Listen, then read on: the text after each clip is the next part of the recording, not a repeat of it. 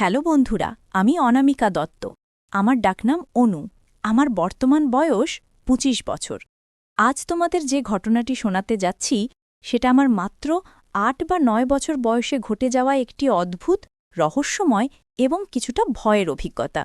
সেই সময় আমি অনেক কিছু বুঝতাম না, কিন্তু বড় হয়ে বুঝতে পেরেছি ঘটনাটি আসলে কী ছিল। আমার জীবনের সেই প্রথম দিকের সময় যখন পৃথিবীটা আমার কাছে শুধু কৌতূহল আর কল্পনার রঙে আঁকা এক বিশাল ক্যানভাস ছিল। যে ঘটনাগুলো আমার ছোট্ট মনে দাগ কেটেছিল সেগুলোই আজ আমাকে আমার অতীত চিনতে সাহায্য করে। আমি আমার বাবা মায়ের একমাত্র মেয়ে। আমার বাবা শহরে ব্যবসা করতেন আর আমরা গ্রামে থাকতাম।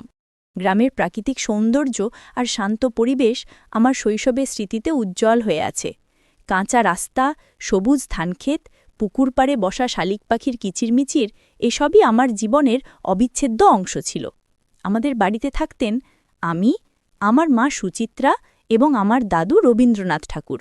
মা ছিলেন শান্ত স্বভাবের, বাবার মতো চঞ্চল নন। তিনি ঘর সংসার সামলাতেন আর দাদুর দেখাশোনা করতেন। দাদু ছিলেন খুব উদার মনের মানুষ, সব সময় গল্পের ঝুলি নিয়ে প্রস্তুত থাকতেন।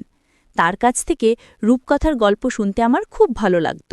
বাবা ব্যবসার কারণে ২-৩ মাস পরপর বাড়ি আসতেন, আর এভাবেই আমাদের সংসার চলত। বাবার আগমন মানেই ছিল বাড়িতে উৎসবের আমেজ। তিনি যখন আসতেন আমার জন্য নতুন খেলনা, মায়ের জন্যে শাড়ি আর দাদুর জন্যে পছন্দের খাবার নিয়ে আসতেন। বাবার আসা যাওয়ার এই চক্রটা আমার কাছে স্বাভাবিক ছিল। আমি যখন বাবার সাথে খেলতাম মনে হতো পৃথিবীতে এর চেয়ে আনন্দের আর কিছু নেই। বাবার প্রতিটি আগমন যেন এক নতুন গল্পের শুরু। আমাদের বাড়িতে মোট ৩টি রুম ছিল, বাবার রুম, দাদুর রুম আর একটি অতিথি কক্ষ। আমি যখন বাবা বাড়িতে আসতেন আমি পাশের অতিথি কক্ষে ঘুমাতাম, কারণ বাবা মা তখন তাদের রুমে একসাথে থাকতেন। দাদুর রুম ছিল আমাদের রুমগুলো ঠিক পরের রুমে। মাঝখানে একটি লম্বা বারান্দা, যেখানে রাতের বেলায় জোনাকিরা উড়ে বেড়াত। আমি জানালার পাশে বসে জোনাকিদের আলো দেখতে ভালোবাসতাম। যাই হোক, বাবা ২ দিন থাকার পরে আবার চলে গেলেন। তার চলে যাওয়ার পর প্রথম দিনগুলোতে আমার একটু মন খারাপ লাগত, কিন্তু মায়ের আদর আর দাদুর গল্পে আমি আবার স্বাভাবিক হয়ে উঠতাম। আমি আগের মতো মায়ের পাশেই ঘুমাতে শুরু করলাম। মা আমাকে বুকে জড়িয়ে ঘুম পাড়াতেন। তার উষ্ণতা আমার কাছে পৃথিবীর সবচেয়ে নিরাপদ আশ্রয় ছিল। কিন্তু হঠাৎ একদিন আমার জীবনে ঘটে গেল একটি অদ্ভুত ঘটনা। এক রাতে গভীর ঘুমের মধ্যে হঠাৎ শব্দ শুনে আমি জেগে উঠলাম। বাইরে তখন ঘুটঘুটে অন্ধকার, ঝিঝি পোকার অবিরাম ডাক আর দূরে কোনো কুকুরের ঘেউ ঘেউ শব্দ ছাড়া আর কোনো আওয়াজ নেই। আমার বুকের ভেতরটা ধুকপুক করছিল। চোখ খুলে দেখি মা আমার পাশে নেই। আমার বিছানার পাশের জায়গাটা ঠান্ডা, তার মানে মা বেশ কিছুক্ষণ আগেই উঠে গেছেন। ছোট্ট আমি এত রাতে মাকে পাশে না দেখে ভয়ে জমে গেলাম। চারপাশে অন্ধকার, আমার মন অজানা আশঙ্কায় ভরে উঠল। আমি ভয় কেঁদে ফেললাম। আমার কান্না শুনে কিছুক্ষণ পর মা দৌড়ে এসে আমাকে জড়িয়ে ধরলেন। তার মুখ ঘামে ভেজা, কপালে চিন্তার ভাঁজ। তিনি বললেন, মা অনু, আমি বাইরে টয়লেটে গিয়েছিলাম। আমরা যেহেতু গ্রামে থাকতাম তাই টয়লেট ছিল বাড়ির পিছনে, অনেকটা দূরে। মাকে দেখে মনে হলো তিনি বেশ দ্রুতগতিতে দৌড়ে এসেছেন, কারণ তার শ্বাস তখন খুব দ্রুত ছিল, যেন তিনি কয়েক দৌড়ে এসেছেন। আমি ছোট ছিলাম তাই মায়ের এই অস্বাভাবিকতা বুঝতে পারিনি। তিনি আমাকে বুকে জড়িয়ে আদর করতে লাগলেন, আমার ভয় কাটানোর চেষ্টা করছিলেন, কিন্তু তার নিজের চোখে ছিল এক অদ্ভুত ভয়ের ছাপ। আশ্চর্যের বিষয় হলো পরের দিন আমার একই ঘটনা ঘটল। গভীর রাতে ঘুম ভাঙলে দেখি মা পাশে নেই। এবার আমি একটু কম ভয় পেলাম, কারণ আগের দিনের ঘটনা মনে ছিল। কিছুক্ষণ পর মা আবার ফিরে এলেন। একই রকম শ্বাস প্রশ্বাস, মুখে অস্থিরতা। মা আবার বললেন টয়লেটে ছিলেন, কিন্তু তার মুখে ছিল অদ্ভুত অস্থিরতা। তার চোখ দুটি যেন কিছু একটা লুকোনোর চেষ্টা করছিল। আমি মায়ের মুখের দিকে তাকিয়েছিলাম, বুঝতে পারছিলাম তিনি কিছু একটা গোপন করছেন, কিন্তু কি তা বোঝার ক্ষমতা আমার ছিল না। আমার ছোট্ট মনটাই রহস্যের জাল ছিঁড়তে পারছিল না। এভাবে টানা কয়েকদিন গভীর রাতে মা কোথায় যায়, কি করে, সেটা আমি কিছুতেই বুঝতে পারছিলাম না। রাতের পর রাত একই ঘটনার পুনরাবৃত্তি হচ্ছিল। যখনই ঘুম ভাঙত দেখতাম মা পাশে নেই। আমার মনে প্রশ্ন জাগত, মা কেন এত রাতে একা একা বাইরে যান? জিজ্ঞাসা করলে মা চুপ করে যেতেন, কখনো প্রসঙ্গ পাল্টে দিতেন, কখনো আমাকে আদর করে ঘুম পাড়িয়ে দিতেন। মায়ের এই অদ্ভুত আচরণ আমাকে ভয় পাইয়ে দিত, আবার কৌতূহলও বাড়ত। আমার ছোট্ট মনে হাজারো প্রশ্ন ভিড় করত, কিন্তু কোনো উত্তর পেতাম না। আমি রাতের বেলায় চোখ বুজে শুয়ে থাকতাম, কিন্তু আসলে আমার মস্তিষ্ক সজাগ লাগত, মায়ের গতিবিধি পর্যবেক্ষণ করত। একদিন আমি ভাবলাম, আজ আমি ঘুমের অভিনয় করব। যদি মা কোথাও যায় তাহলে তাকে অনুসরণ করব। আমার ভেতরে একটা জেদ চেপে গিয়েছিল। আমি জানতে চাইছিলাম মা কী গোপন করছেন। সেই রাতেই মা ধীরে ধীরে উঠলেন। আমি আর চোখে দেখলাম তিনি অত্যন্ত সাবধানে বিছানা থেকে নামলেন, যেন আমার ঘুম না ভাঙে। তারপর পা টিপে টিপে দরজা খুলে বেরিয়ে গেলেন। আমি খুব আস্তে উঠে তার পিছনে গেলাম। আমার হৃৎস্পন্দন তখন দ্রুত তালে চলছিল। করিডর পার হতেই দেখলাম মা দাদুর রুমের দিকে যাচ্ছে। আমি অবাক হয়ে চুপচাপ তার পিছনে দাঁড়ালাম। দাদুর রুমের দরজা সামান্য খোলা ছিল, সেখান থেকে আবঝা আলো আসছিল। মা দাদুর রুমে ঢুকলেন। আমি দরজার পাশে দাঁড়িয়ে ভেতর থেকে নিচু স্বরে তাদের কথা শুনতে পেলাম। দাদু বলছেন, তুমি এত দেরি করলে কেন মা? তোমার চিন্তা হয় বলে ঘুম আসে না।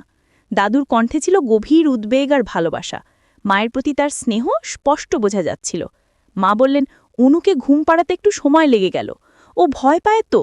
মায়ের কণ্ঠে ছিল ক্লান্তির ছাপ, কিন্তু তার কথার মধ্যে আমার প্রতি ভালোবাসার ইঙ্গিত ছিল।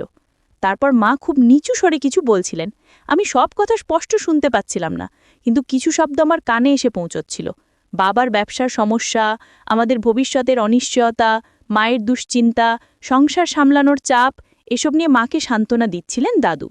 দাদু বারবার বলছিলেন, চিন্তা করো না মা, সব ঠিক হয়ে যাবে। তুমি একা নও, আমি আছি, মন শক্ত রাখো। দাদুর কণ্ঠস্বরে ছিল অসীম আশ্বাস, যা শুনে আমার ছোট্ট মনেও একটা স্বস্তি এসেছিল। তিনি মায়ের মাথায় হাত রেখে তাকে শান্ত করছিলেন। মা তখন কাঁদছিলেন। তার নীরব কান্না আমাকে ভেতর থেকে নাড়িয়ে দিয়েছিল, যদিও আমি তখন এর কারণ পুরোপুরি বুঝতে পারিনি। মনে হচ্ছিল মা অনেক দিন ধরে নিজের ভেতরে জমিয়ে রাখা দুঃখ, ভয় আর চাপের কথা বলছেন। তিনি যেন দাদুর কাছে তার মনের সব ভার হালকা করছিলেন। দাদু একজন স্থির স্তম্ভের মতো মাকে আশ্রয় দিচ্ছিলেন। জানালার ফাঁক দিয়ে আমি দেখলাম দাদু মায়ের মাথায় হাত রেখে তাকে শান্ত করছেন। মায়ের চোখ ছিল অশ্রুজল। মনে হচ্ছিল মা অনেক দিন ধরে নিজের ভেতরে জমিয়ে রাখা দুঃখ, ভয় আর চাপের কথা বলছেন। দাদু শুধু তার কথা শুনছিলেন না, তাকে মানসিক শক্তিও যোগাচ্ছিলেন। সেই মুহূর্তে আমার কাছে সবকিছু খুব রহস্যময়, অদ্ভুত মনে হচ্ছিল। মনে হচ্ছিল মা আর দাদু হয়তো কোনো গোপন কথোপকথন করছে, যা আমার বোঝার বাইরে। আমার ছোট্ট মন এই গভীরতার নাগাল পাচ্ছিল না। আমি রুমে ফিরে এলাম। আমার শরীরটা কেমন যেন কেঁপে উঠছিল। আমি ভয়ে সিটিয়ে গেছিলাম। সেই রাতে ঘুম এলেও মন ভীষণ অস্থির লাগছিল। মায়ের অশ্রুজল মুখ আর দাদুর সান্ত্বনা আমার মনে গেঁথে গেছিল। আমি বুঝতে পারছিলাম কিছু একটা গুরুতর ঘটছে, কিন্তু তার কারণ আমার পক্ষে বোঝা সম্ভব ছিল না।